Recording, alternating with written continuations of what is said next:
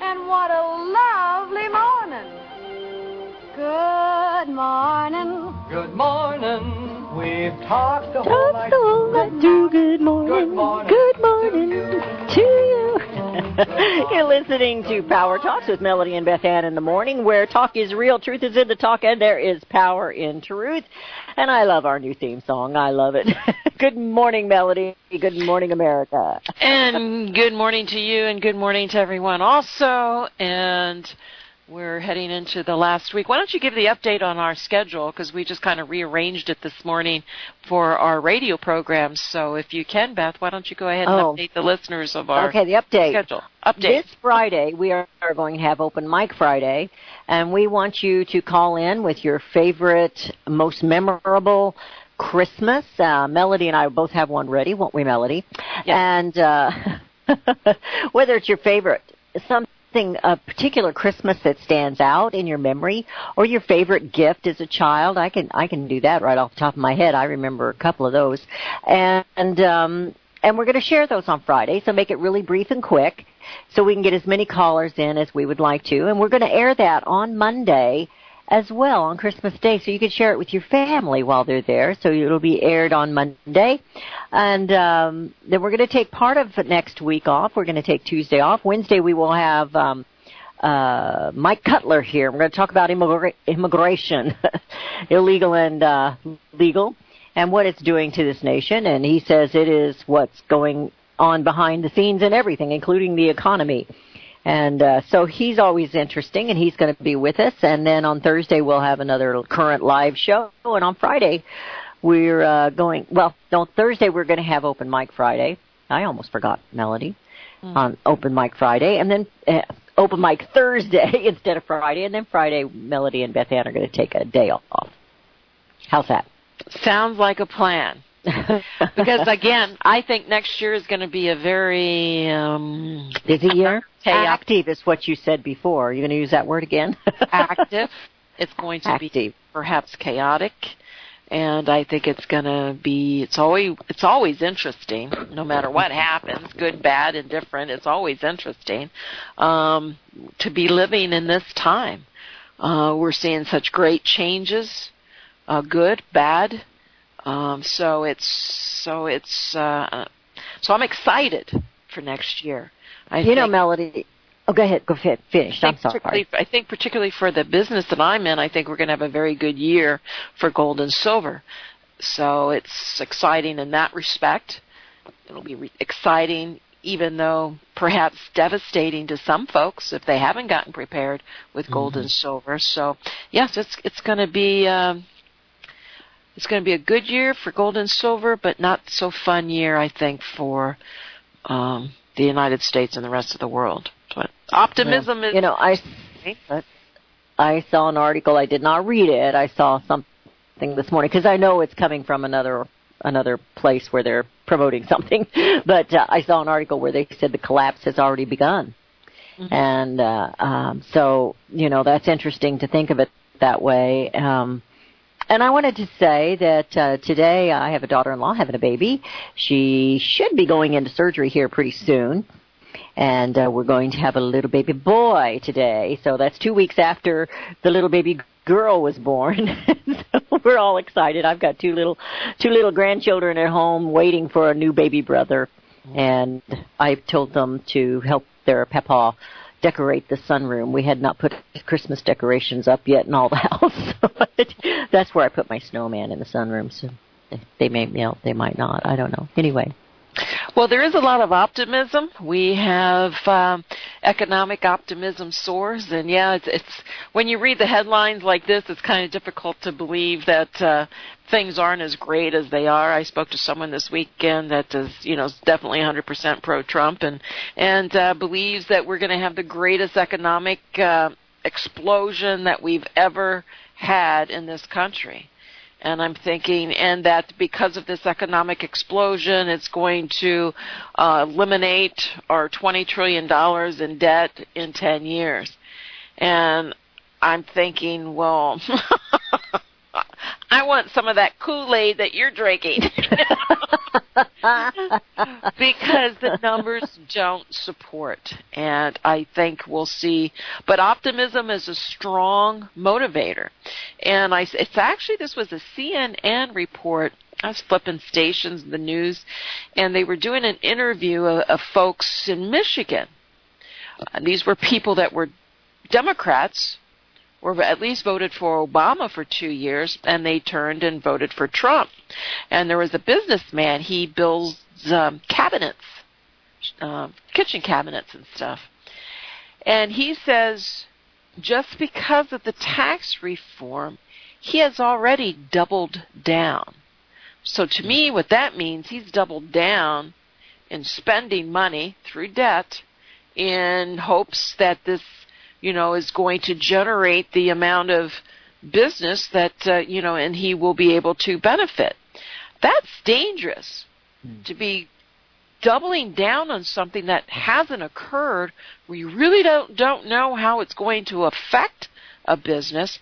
And all the ones that they interviewed on CNN, they were all positive. They were all pro-Trump, even though they had voted for Obama. So I was a little surprised that this was actually coming from that station. Now, I didn't watch the whole thing, so maybe they turned it around later on in the program, but I did watch the interview of about 4 or 5 people, and they all said the same thing.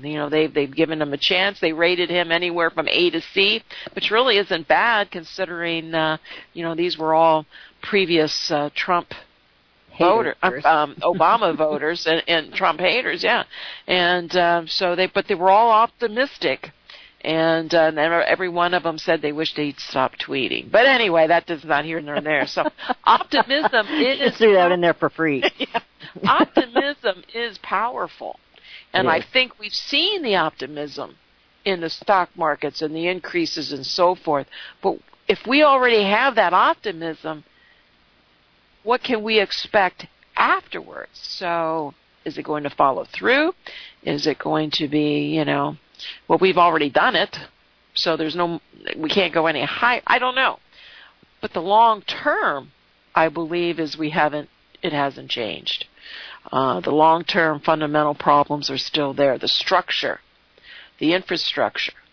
Once they start pulling out the stimulus from these economies, or the economy strong enough to overrun the stimulus and to keep it going, and I don't think so.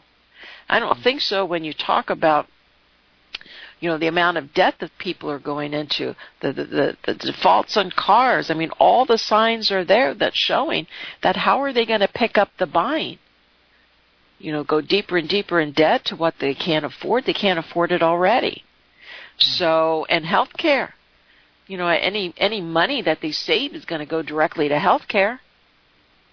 So how is that going to filter into, until they stop these 60% increases in healthcare, how is any disposable income going to go into the economy? It's going to have to be all based on debt. So no, I don't think. But CNBC polled 800 adults across the nation. For the first time in at least 11 years, more than half of the respondents to the survey rated the economy as good or excellent. I'd like to hear from the listeners. Absolutely. What do you think? 717-300-1218. 717-300-1218 is the number to call.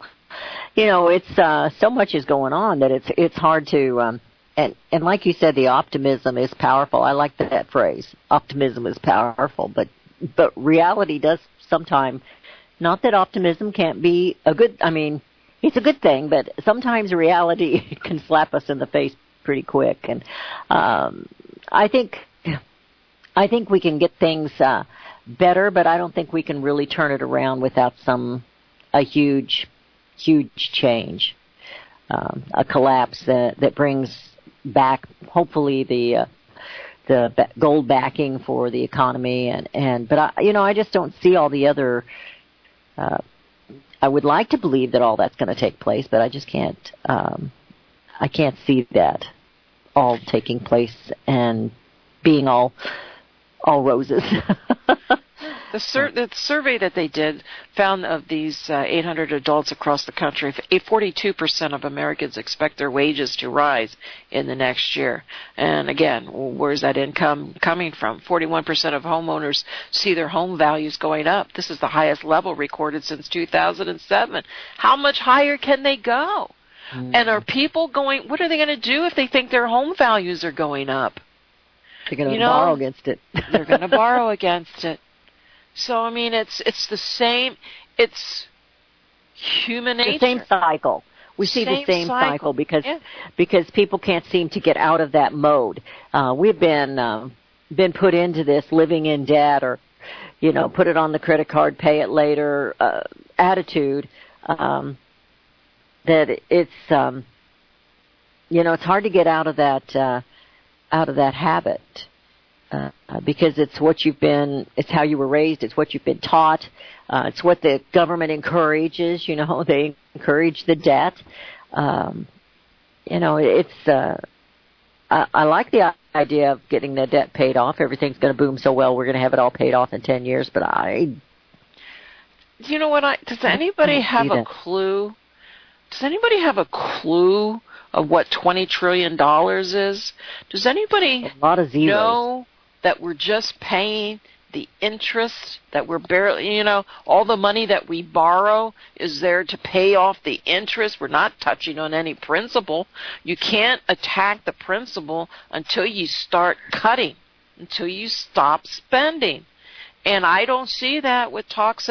And even if the infrastructure is done by private investing, there's still going to be a lot of government money going into that. There's still going to be printing money and going into debt to offset what the private industry or the private investors can't do.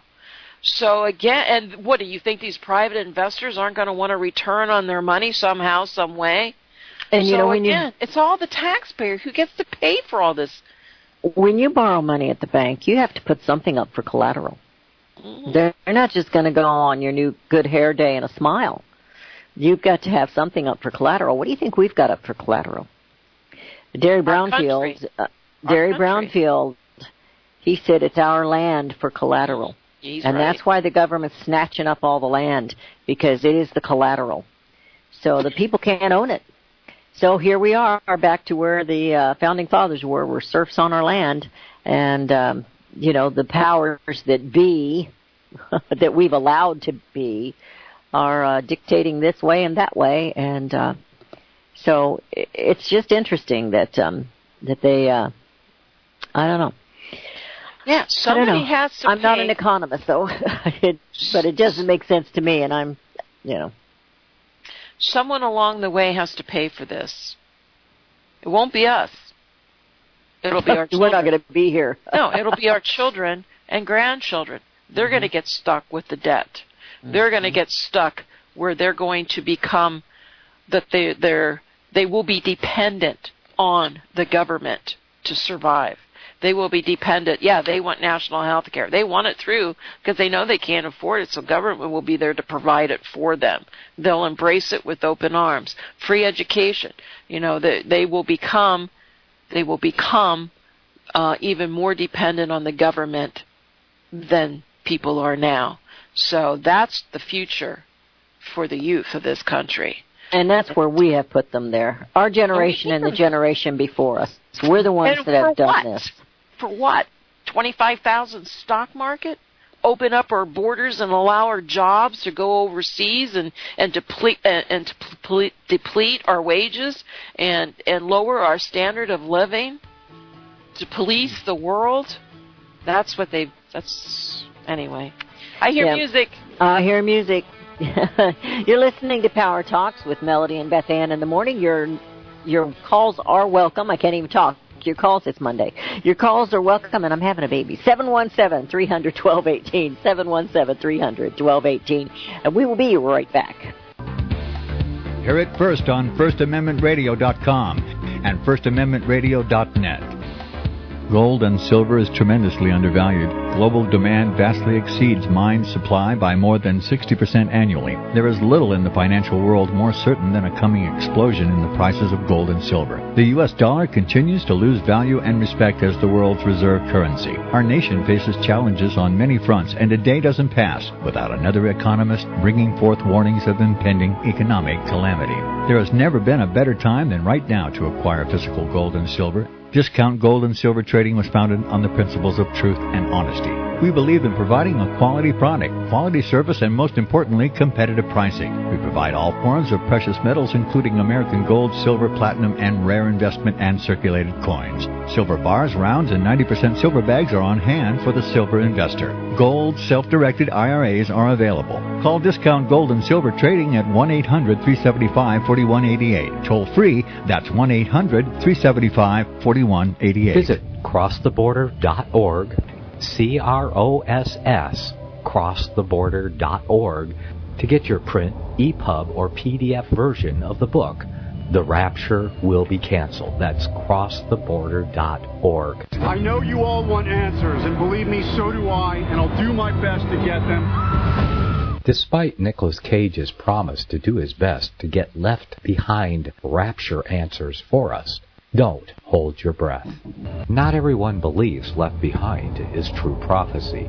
Some may even regard as conspiratorial the mainstream re-release of the Left Behind movie with actor Nicolas Cage portraying the main character as an attempt to further reinforce in the minds of all this perception of false prophecy in order to condition the masses for the play about to begin. If you want true Bible prophecy answers, get the book, The Rapture Will Be Canceled. The author exposes the Latin rapture origin, the 7-year tribulation deception, true Bible revelation of Daniel's 70 weeks, the abomination of desolation, the restrainer, America in the Revelation, the image of the beast and the mark of the beast, and the truth about God's chosen people, and so much more about Bible prophecy. This book will shatter the Left Behind paradigm of future events. Get the book, The Rapture Will Be Canceled. Visit crosstheborder.org, CROSS, crosstheborder.org, to get your print, EPUB, or PDF version of the book, The Rapture Will Be Canceled. That's crosstheborder.org. Years ahead of the dominant media, FirstAmendmentRadio.com and FirstAmendmentRadio.net. And we have returned. You're listening to Power Talks with Melody and Beth Ann in the morning. The number to call to join us in conversation. I think everybody's Christmas shopping. I wonder what they bought us. 717-300-1218. 717-300-1218. So, I have an article here. I have several little short stories, unless you had something you wanted to go with here. Melanie and I didn't get a chance to really visit before the show. So. Well, there are a lot of things going on, and there was, there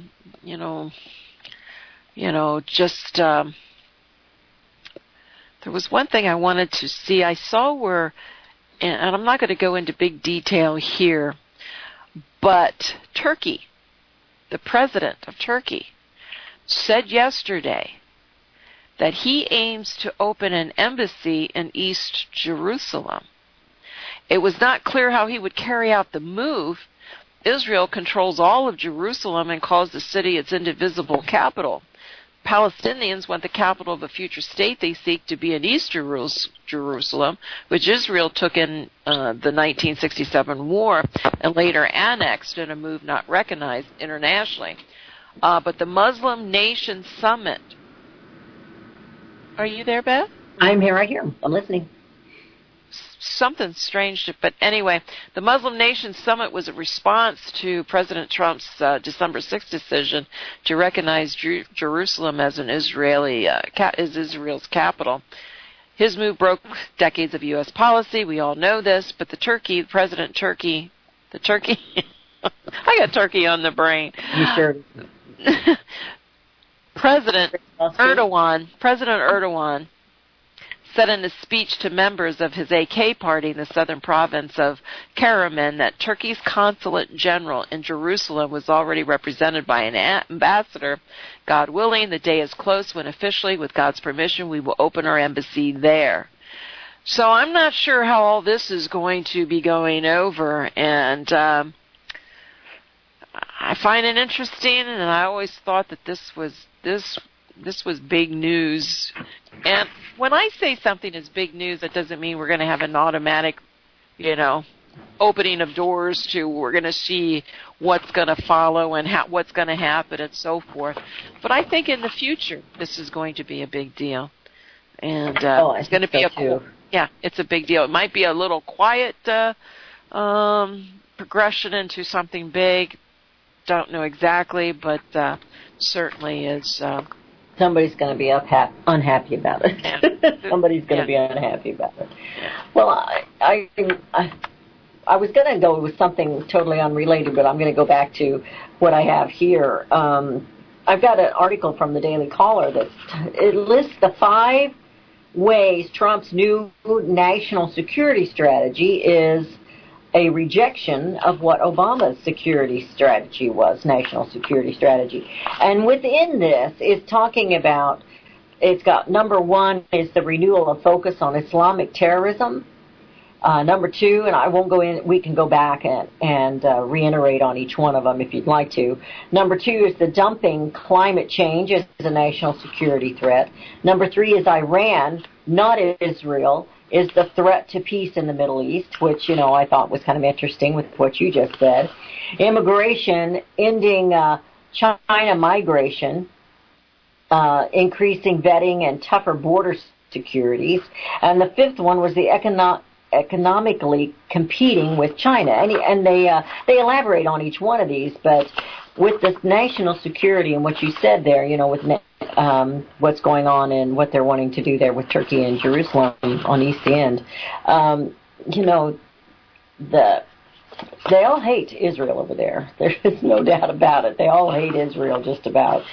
And so it's that will be very interesting. And when President Trump decided to put to recognize it as the capital, and I think they're eventually going to move our embassy there, which is not there now. And I was kind of shocked that it wasn't there. But anyway, with what you were talking about with Turkey, I thought it was kind of interesting. All the contrast of how he's handling national security and the issues at hand, and how President Barack Obama handled them. And there's a huge difference, And I got an article here where President Putin was he called President Trump and thanked him because our CIA got a tip that Petersburg was going to have some bombings from Islam, from ISIS, and we helped them thwart that. And so he thanked them and said they would return that favor if they ever heard anything that was happening in the United States. And that's the kind of friendships we need to have with these other nations, where we back each other up. Anyway, so there's a lot of things going on, and I thought that was a positive. Everybody thinks you should hate Putin, and I don't think we should trust Putin, but I think we should be good neighbors, so to speak. Well, I agree, and so there was. But I always look at things. There's always something behind it. There's always, it's and because it does come at a time where can we use.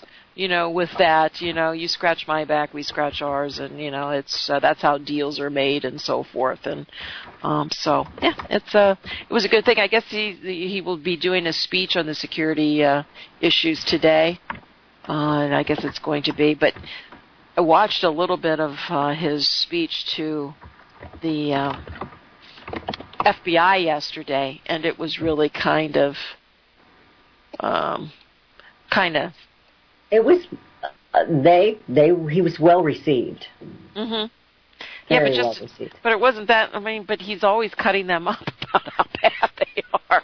And the administration, those in head of it, not the ones that are and that's a very good point. Not the ones that are really working. And that's kind of the case in most.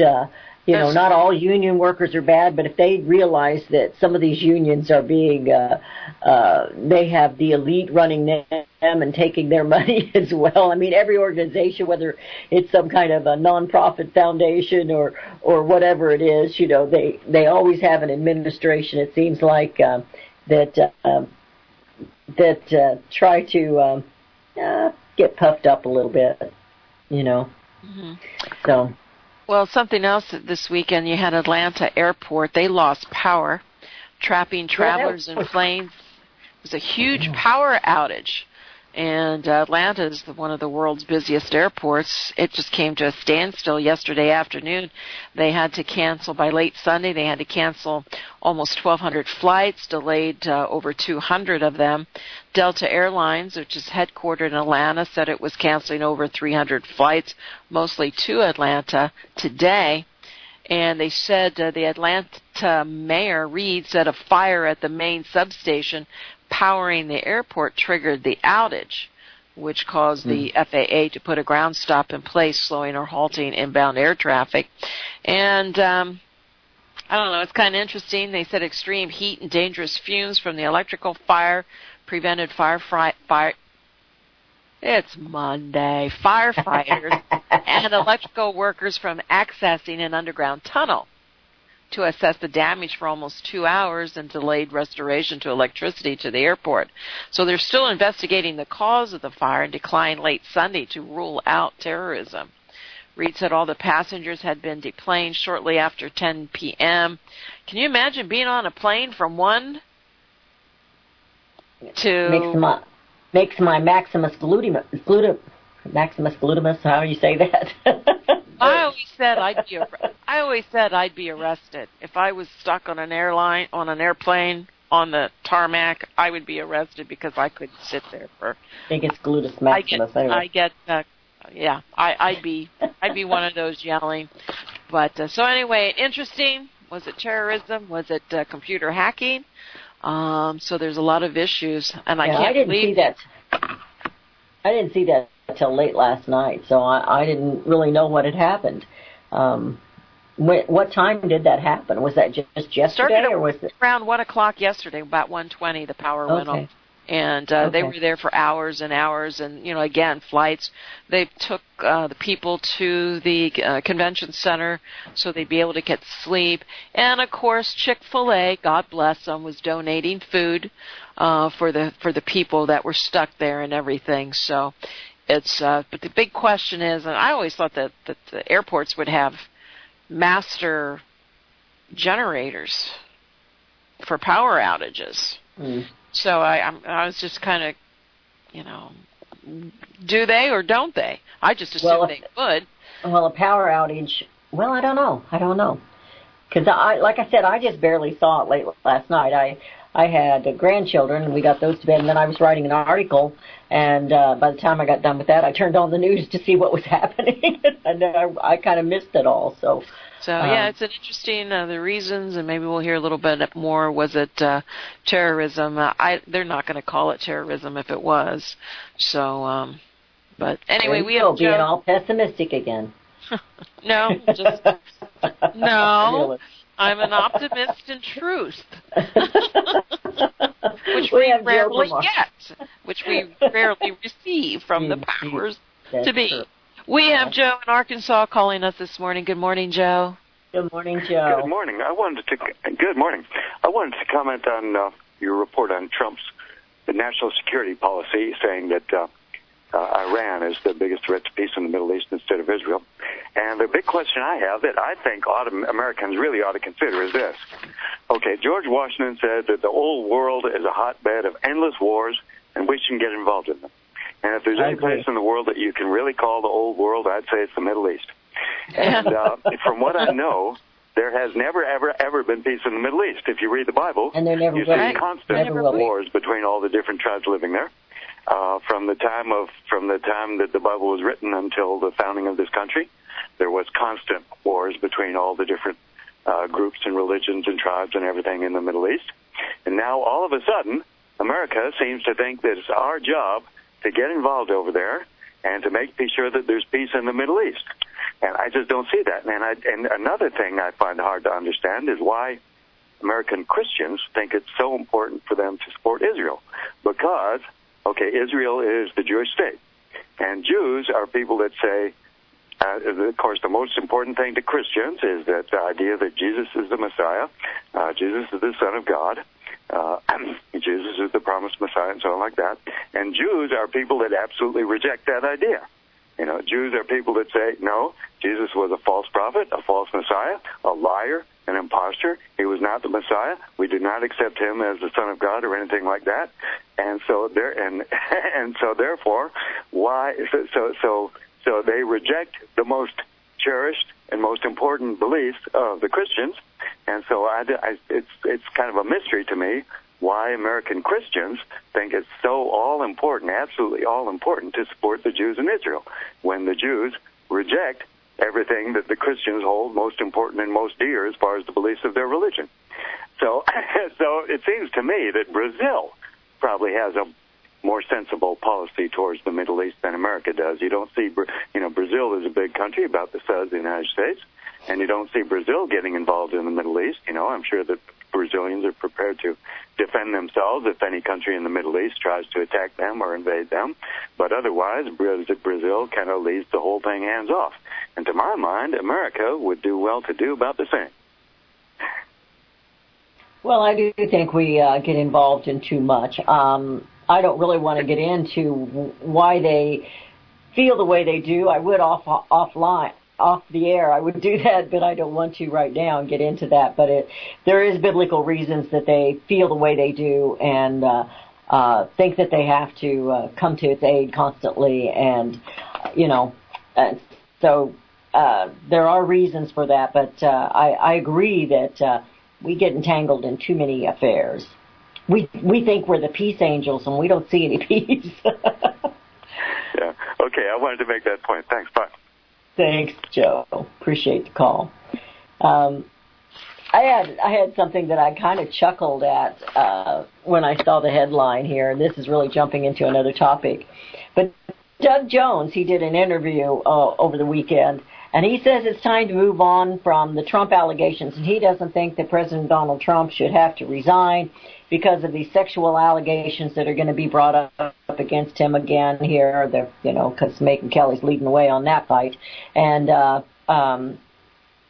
anyway, so I thought that was kind of interesting that he says that. He said that was brought up before the election, and the people have already spoken on that by electing Donald Trump. And I actually thought he was kind of a stand-up kind of guy saying that.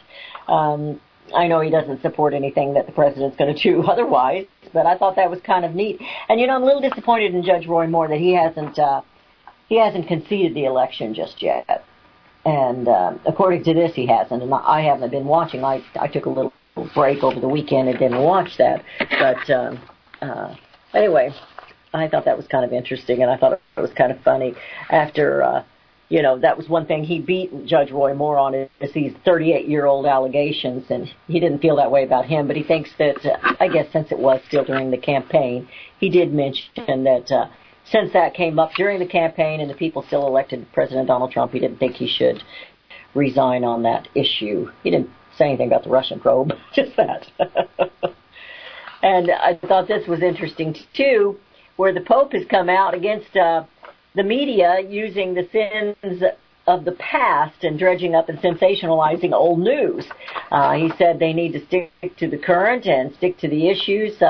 You shouldn't fall into the sins of communication disinformation or giving just one side, which is the sensationalizing or defaming, looking at things. Anyway, he went on and on about that they shouldn't be doing that, and encouraged media to talk about not be one-sided, not to take a side, and just give the facts and the issues. And I thought, well, that's pretty good.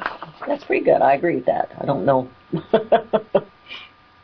Anyway, Are you there, Melody? Yes, I am. Oh, okay. I thought I lost you. You were awfully quiet. Well, it was your turn. It was my turn. Okay. It was my turn. But you know something else that's going on in this country? You still have those fires that are still going on in California. The Thomas Fire is now the third largest fire in California. The firefighters they had light winds yesterday, so they kind of took advantage of that, trying to fight this aggressive they mounted an aggressive attack on this massive fire. And I'm not sure what the winds are like today, but that is they're doing a good job. But the Sunday evening, the third largest wildfire in California, modern California, was at 270,000 acres and only 45% contained. And they had gusts topping 70 miles per hour earlier in the day and Sunday, and then I guess they calmed down. By late Sunday, the winds had dropped to 3 to 5 miles per hour with gusts of about 10. So imagine that. In the morning you have 70 mile an hour winds, and then by evening you have 3 to 5. So hopefully they did take advantage of that, and hopefully that was enough to keep those to where they can get a little bit more control. They still are supposed to get some wind today, 10 to 20 miles per hour, but that's kind of tranquil compared to what they had. At 70 mile an hour winds is strong. You can't stop any fire in that type of wind. So that's hurricane force winds. It is. Like I said, I was kind of busy over the weekend, and whenever I turned that on late last night, we're talking late lights last night, like at 12:30, 1 o'clock in the morning when I turned the news, finally got that news turned on. They showed that, and they said that they hadn't even been, it just keeps getting worse. They're not getting it under control. So I had missed that part, what you just said, that the winds had died down long enough for them to get aggressive against it. It's devastating, and I'm thinking, if you're sitting there, like I said, Saturday was the anniversary of my home burning down back in 1983. It burned to the ground in December 16th of 1983.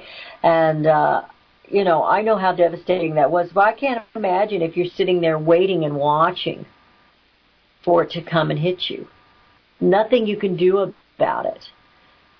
Just nothing you can do about it to protect your home. I just cannot imagine how that would feel. I know how it feels once it's gone. I know how that feels, and you got to start all over again. But the anxiety part of just sitting there and waiting, knowing you're in the line.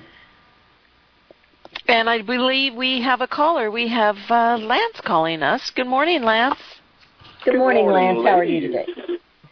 I'm wonderful. Y'all sound good. Say, listen, thank you. I practiced architecture for almost 24 years. And probably what happened with that fire in Atlanta was it damaged the central wiring distribution. So what you have when you click on the generators, you have a switch you throw.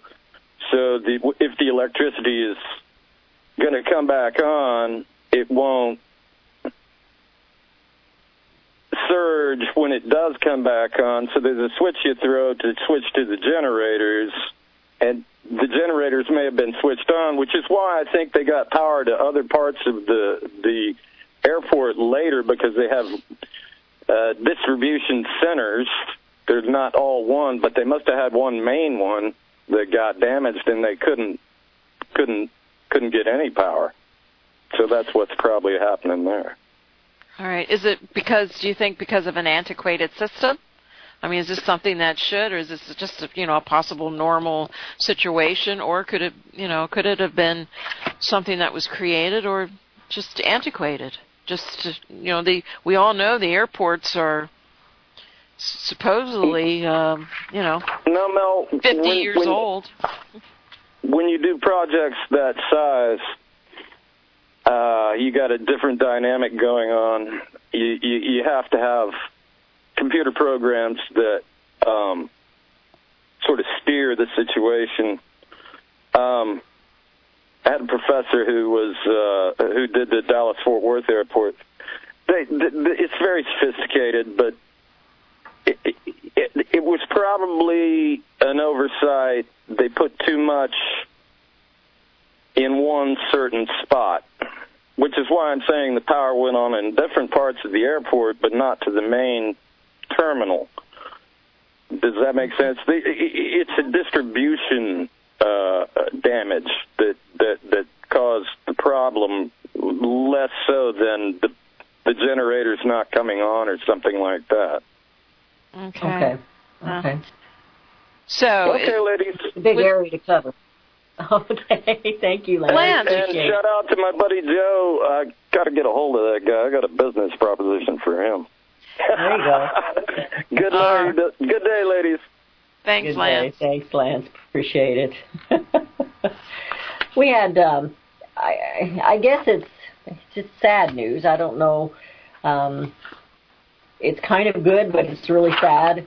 You know, we had the ambush of some of our soldiers there in Niger, and they were concerned that the one had been captured, but he was not captured and then murdered. He was not. They believe that from now the forensics and everything that they're seeing that he was actually shot during the battle, and I guess he was retreating, and that's why he was in a different location than the others.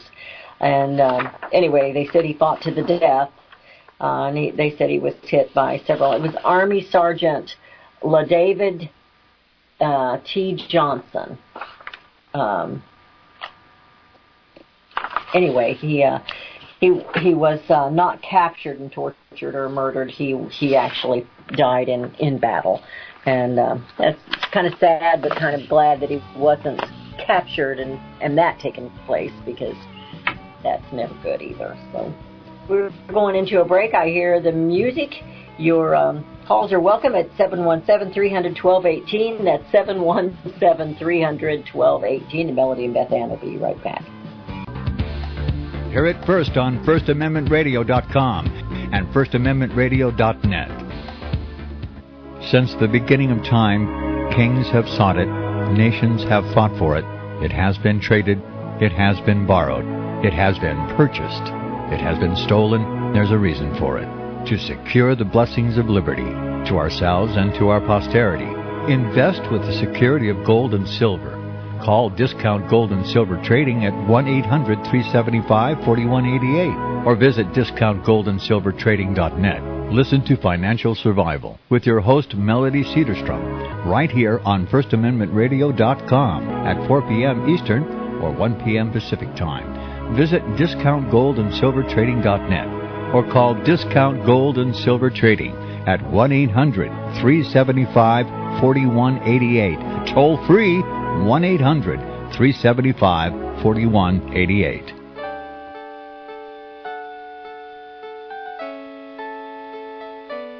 The program you are listening to is 100% sponsored by you, the listener, on this First Amendment Rights Media channel. You will notice that there are few commercials on this radio network. There's a good reason for that. Corporate advertising dollars come with strings that limit program content. So without your help, these programs cannot continue on Internet or our several affiliates. If you benefit by the educational law programs, we ask you to give. If you are admonished or nurtured by the Bible and ministry programs, we ask you to give. If some voice a cause that you are passionate about, we ask you to give. If you believe in any of these, we ask you to support them as you would a missionary on a continual basis, as if giving a tithe for missionary radio. These programs are not commercially viable and must be supported by those faithful to the cause of truth. Look for the button to sponsor your favorite programs at our listen and schedule pages on the Internet. Then, when you subscribe, we will send you the last quarterly MP3 CD of that program immediately, and continue to do so with each new quarter. We will also give you unlimited archive access to all of our programs. We're asking you to give much less than a tithe, so that you may also send support directly to a particular program host, cause, and anywhere else the Spirit may lead you. Do all to the glory of our God and Creator, for His holy nation, the only kingdom that will last forever. Thank you for listening.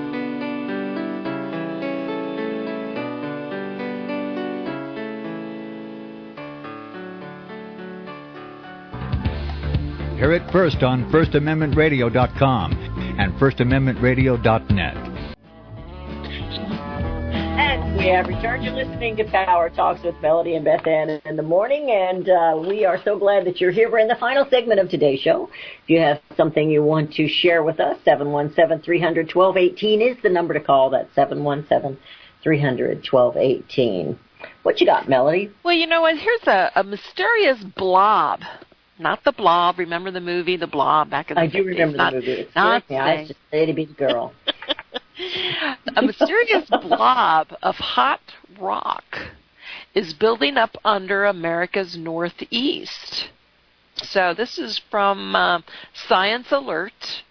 And a vast mass of hot rock is welling up underneath Vermont and extending into other subterranean regions below New England.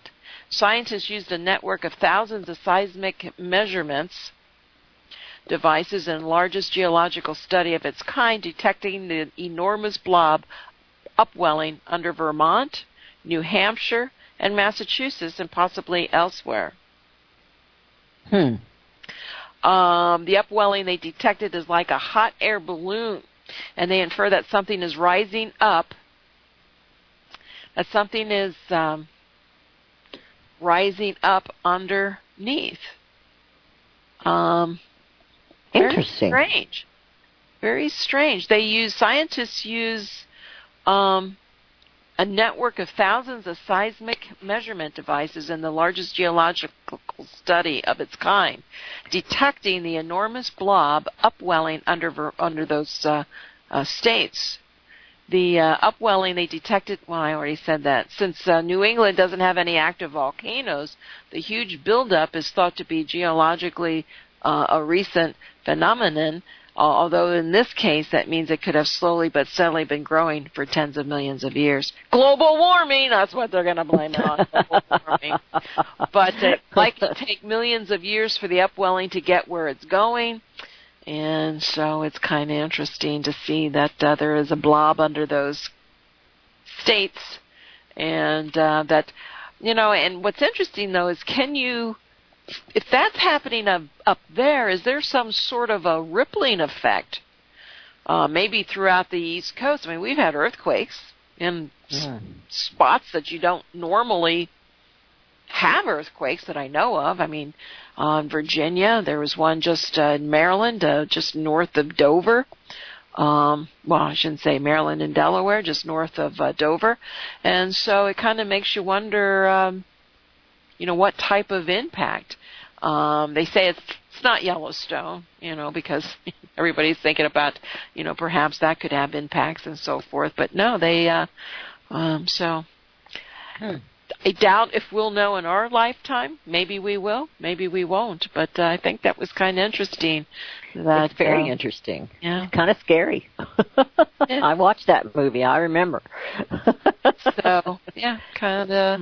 So the world is changing above and underneath. So that was my interesting story of the day. Above and below. Above and below. Above and below. Well, are you ready for Christmas? Because I am not. Are you ready for Christmas? No. I was going to say. No.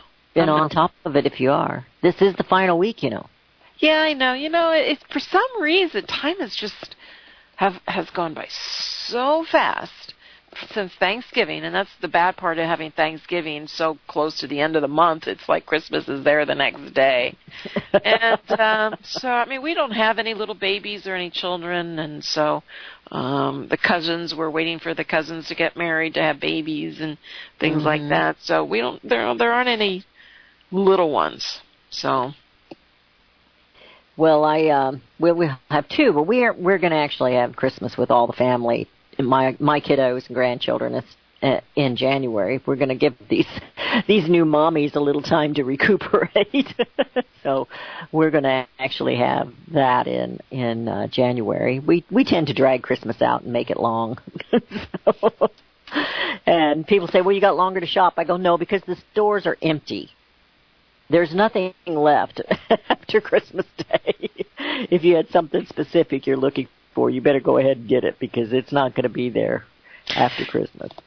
Well, and everybody does talk about the commercialism of Christmas, and things have been lost. It is bad. And I told you prior to the program, we were speaking for a few moments, that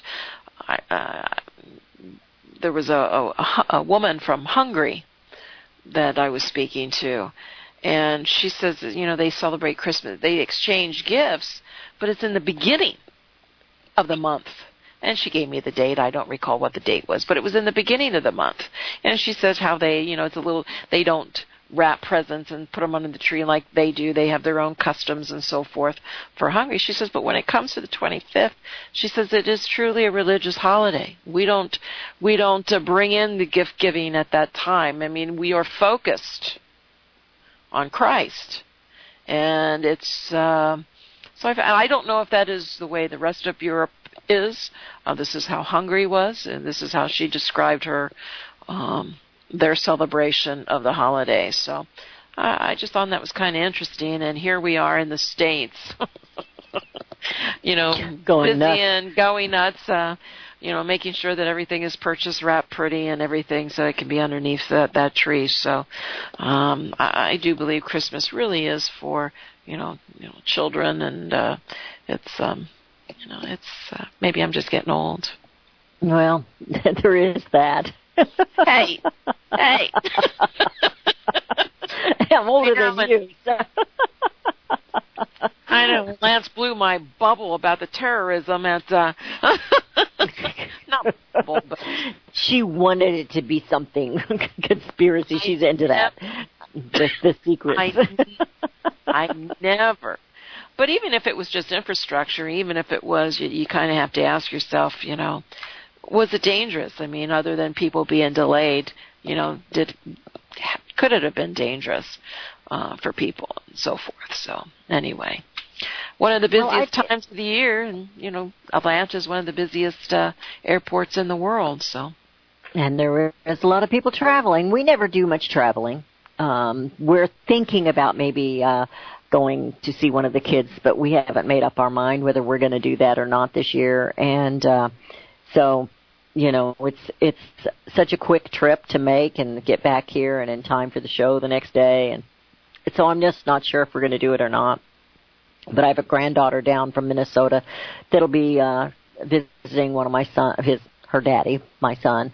And so we thought we might go fly up there like with 4 wheels. I mean, just, zoom up there really quick and back. And we haven't decided for sure if we're going to do that or not. But so we normally don't travel. So we don't have the issues with that a lot of Americans do, or people across the world do. So we just don't do that. But I can understand where that would be really stressful if you can't get from point A to point B at the right times. And of course, they've made movies about that, But I want to say something, and it's premature here, but I wrote an article for Melody to put in her newsletter, and it is about the 3 gifts of the King.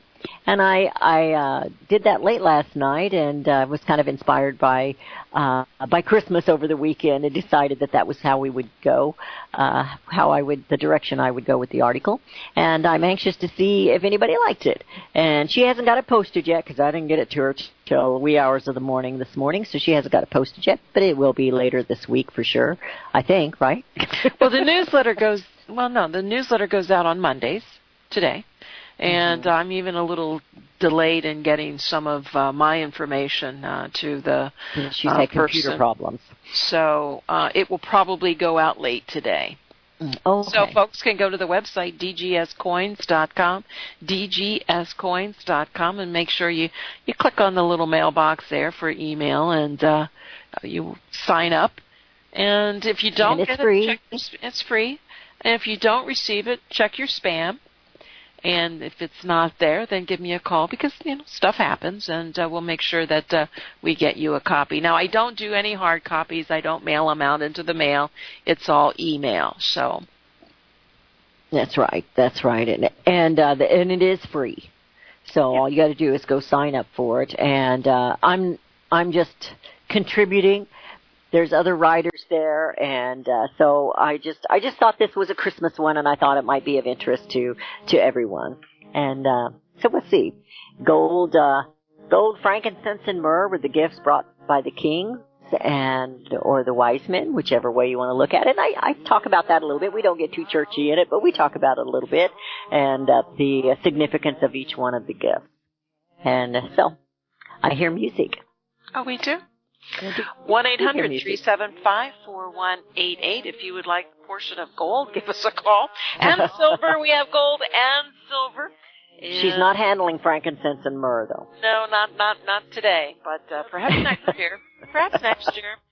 What a cute little package that would be.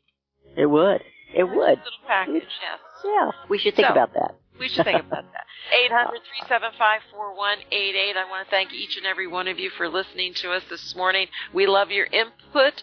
Drop us a note, P.O. Box 276, Berlin, Maryland, 21811. And, of course, you can always give us a call. But we're out of time, Beth, so thank you. We are. Thank you so much. And remember to stay free, and we will be back here. Visit crosstheborder.org, CROSS, crosstheborder.org, to get your print, EPUB, or PDF version of Nicholas Arthur's new book titled When the Third Temple is Built. That's crosstheborder.org. When it comes to prophecy today, much of the evangelical Christian world has their eyes on Israel, waiting and watching to see when the third temple will begin to be built. The plans are drawn. The Jewish people are eager. Most evangelical Christians today believe that the rapture will happen before the third temple is built. Hi, I'm Michael Eugene. I was taught that Daniel's 70th week was in the future. Is that really what the Bible teaches? Have we searched the scriptures and found this to be true? Why is it so important for a re-established Israel to build a third temple in Jerusalem? Is it necessary to build a temple on the same location already occupied by the Dome of the Rock? Is it necessary for sacrifices to take place in the temple on Temple Mount? Is there really a rapture followed by 7 years of tribulation? What is the New Testament temple? Can we identify history and prophecy? Who is the first beast in Revelation chapter 13? Who are the 7 kings in Revelation 17? I have asked all these questions, and I have found Nicholas Arthur's new book, When the Third Temple is Built, answers all these questions and more using Scripture to interpret Scripture. The Bible says that no prophecy of Scripture is of any private interpretation. Nicholas shows us in his new book, When the Third Temple is Built, how the Bible interprets prophecy and not man's private interpretation.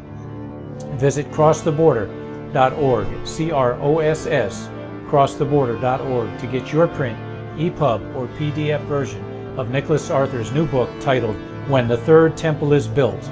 That's crosstheborder.org.